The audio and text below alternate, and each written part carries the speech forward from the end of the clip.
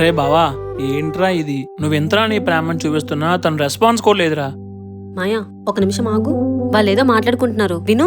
అరే ఎందుకో తెలీదురా, తను నాకు కావాలనిపిస్తుంది. తను లేకపోతే నా లైఫ్ ఫుల్ఫిల్ అవడం లేదు అనే ఫీల్ వస్తుందిరా. ఈ రోజుల్లో అమ్మాయిలు అలాగున్నారా? ఇన్స్టాలో రీల్స్ మార్చినంత ఈజీగా బాయ్ ఫ్రెండ్స్ మారుస్తున్నారు. నువ్వేమో ఇంకా ట్రూ లవ్ అని కూర్చున్నావు. అరే నా ప్రేమ మీద నాకు నమ్మకం ఉందిరా. ఒరే బావా, నువ్వు ఎన్నైనా చెప్పురా, అది అసలు నేను దాగడం లేదురా. అరే తనని తేకడం లేదని చెప్పి తన మీద ఉన్న ప్రేమని తగ్గించేసుకోలేనురా. ఎలా అయినా ఏదో రోజు తనే నా ప్రేమను అర్థం చేసుకుంటది.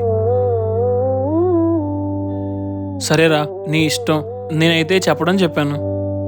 సరే, డ్రాప్ చేసినందుకు థ్యాంక్స్. నా బైక్ రిపేర్ చేయించు. అలాగే, ఉంటానురా.